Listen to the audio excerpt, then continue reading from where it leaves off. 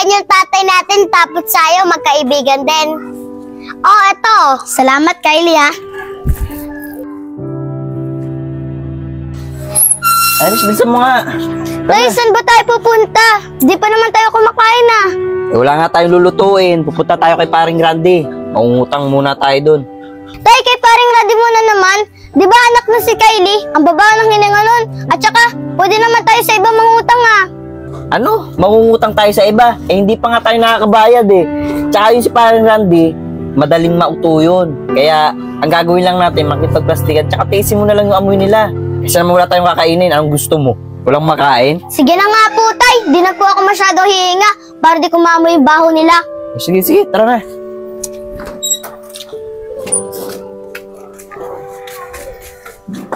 Sabi siya. Paring Randy!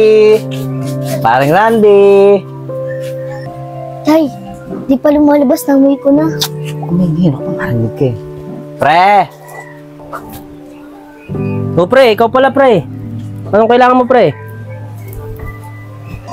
Pre, baka pwede makautang uli ako sa'yo. Nako pre, walang problema. Ano ba utangin mo dito pre? Kahit ano pre. Pero sana yung patanghalian pre. Hindi pa kasi kumakain ng anak ko eh. Ganun ba pre? Ito pre, siguro kaso sa tanghalian niya to. Pre, baka pwede tsaka itlog. Ah, itlog pre oh. Pre, baka pwede isang tray. Isang tray na pre? Oo pre. Sige baka pre. kasi kulang sa amin yan eh. Huwag kang mag-alala pre. Pag nagpadala yung misis ko, magbabayad agad ako. Ano ka ba naman pre? Huwag mo na isipin yun. Ang importante, makakain kayo mag-ama. Saka ililista ko naman yan pre. Salamat pre ah. Napakabait mo talaga. Kaya siguro nabiyayaan ko yun ng anak na napakaganda. Napakabuti ng puso mo eh. Oo naman pre. Manang-mana sa akin yung anak ko eh. Paano ba yan pre? Ano Iris, pakawang nga. Pre, baka pwede padagdag ng mantika para maluto ko tong itlog. Ganun ba pre? O ito pre ah. Dadagdag ko na lang sa lista mo pre. Sige pre, salamat ah. O, sige. Ano, tara na. Tay, bilib talaga ako sa'yo. Ang galing mo ang plastic. At saka Tay, pagkawin natin sa bahay natin, magugas ka ng kamay. Kasi ang babaw ng kamay nila. Oo anak, ganoon na kasi labanan ngayon sa mundo. Kailangan mo makipagplastikan para mabuhay. Tara na.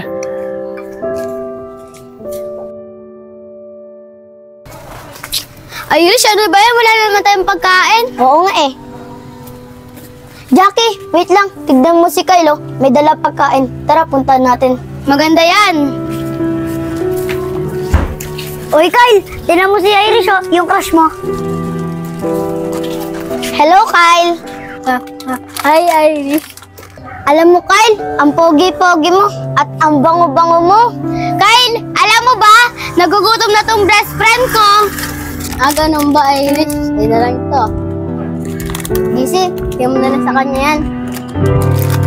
Salamat, Kayla. Ang bait mo na nga at ang pogi mo pa. Salamat, Kayla. Alis na kami. Tara na.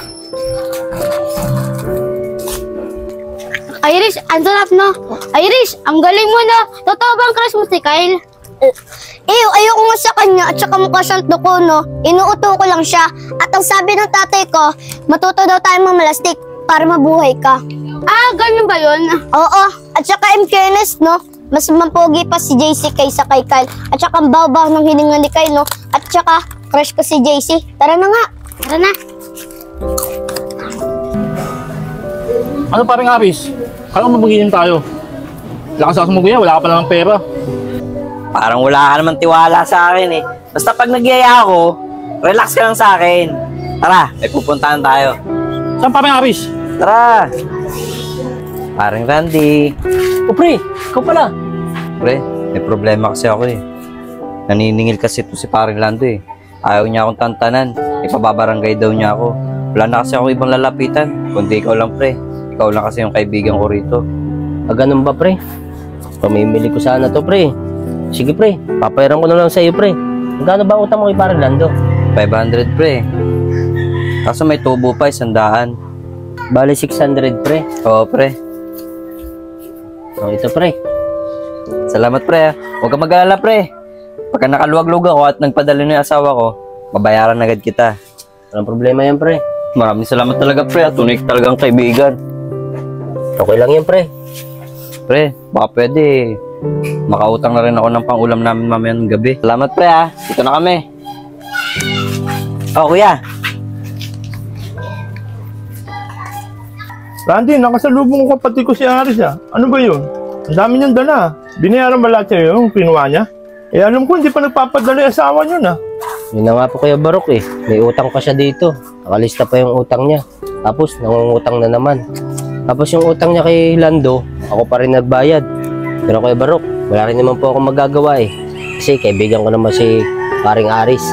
Saka, pabayaran naman daw po yung utang niya sa tindahan ko. Saka Kuya Barok, ano ba ang bibilin niyo? Sige, Randy, bigyan mo na lang ako ng pospro. O ito po. Kuya Barok. Nagbabayad ko. Sige na. Sige po. Teka, paring awis. Ayos ka, paring awis ah. Meron na tayong pera, meron pa tayong pulutan. Ayos, paring awis. Ako ba pre? Alam mo ba, ang buhay ngayon, matuto ka makipagplastikan para mabuhay ka. Parang katulad mo, dumidikit ka lang yata sa akin, pinaplastik mo lang ako eh. Di naman, paring awis. Di ka naman, paring awis. Mag-inom tayo, di na. Yan sinasabi ko sa'yo, didikit ka lang sa akin. Ayos, paring awis.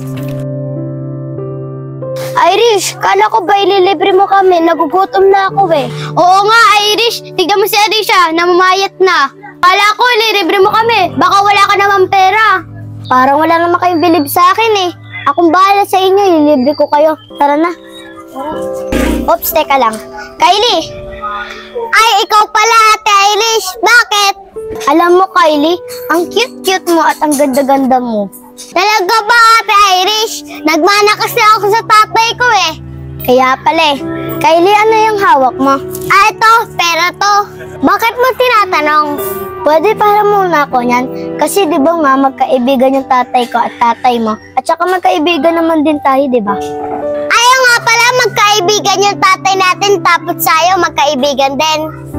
Oh, eto. Salamat, Kylie ha. Salamat, Kylie. Dito na kami. Sige, dito na rin ako.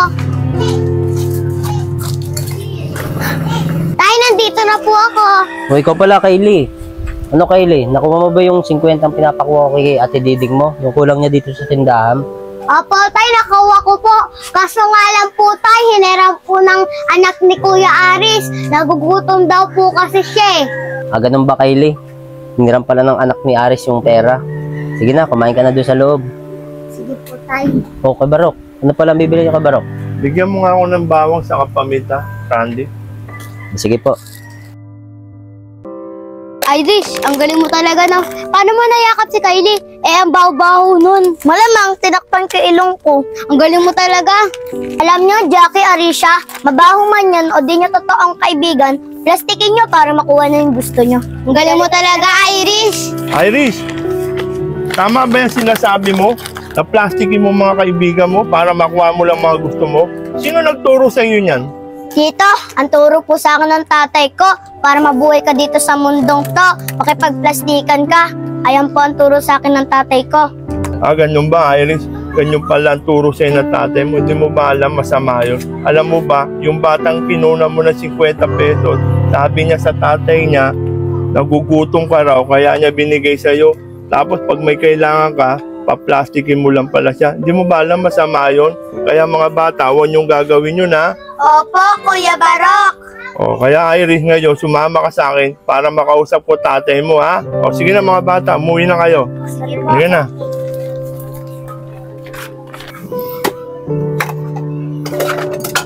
O Iris, nandiyan ka na pala. Pumunta ka pala doon kay Randy, umutang ka muna doon. Tiisin mo na lang muna yung baho ng lugar na yun. Basta makautang tayong pagkain, wala tayong pagkain dito. Oh, ano pa tinatayo mo dyan? Sige na, pumunta ka na ron. Mabait naman yun eh, tsaka ututo yun. Tiisin mo na lang yung baho ng hininga nun. Sige na. Ano? Ano titignan mo dyan? Aris, totoo pala yung tinuturo mo sa anak mo. Ano ka ba? Parang wala kang isip pa. Kuya, kayo pala. Ano pong ginagawa nyo rito? Aris, sinamahan ko tong anak mo dahil yung mga kaibigan niya, ano-ano tinuturo niya. Nadinig ko lahat na pinagsasabi niya at tinanong ko kung sino nagtuturo sa kanya. Ngayon, dumating ako rito, sa bibig mo mismo nadinig ko ang mga sinabi mo. Totoo pala. Hindi mo ba alam masama yung ginagawa mo? Di ba pinag-aral ka naman ng mga magulang natin? Ba't hindi ka pumarehas? Nag-aaral ka naman. Gamitin mo mga pinag-aralan mo. Bata ka pa. At hindi ganyan tinuturo mo pa sa anak mo. Gusto mo ba kalakihan niya rin ganyan, manlamang sa kapwa? Paano yan, Aris? Yan ba ituturo mo sa anak mo para mabuhay? Mamalastik na tao at manguto?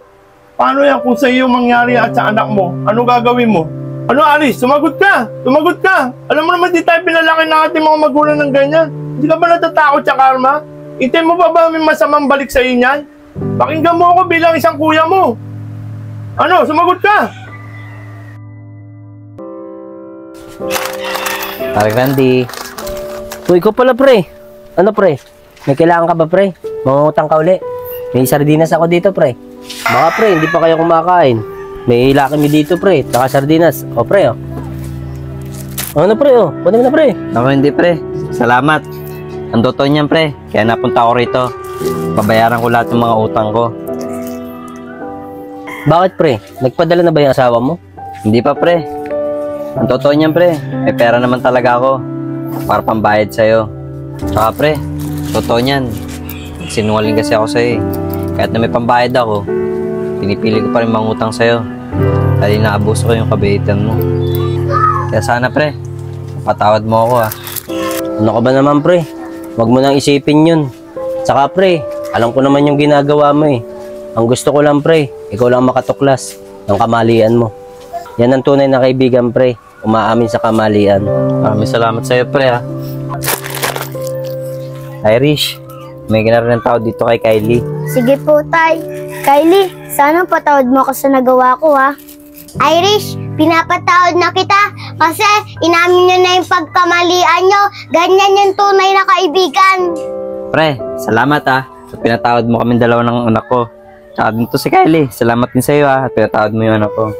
Pre, may request nga pala ako sa'yo. O ano naman yung pre? Baka pwede, pautang ako uli. Utang ka na naman, pre. Joke lang. O ano, pre? Gusto mo, pagsalusuluan na lang natin itong dala ko. Dito na kayo kumain. Sige ba? Tara anak. Ano, Kumain tara. tayo dito.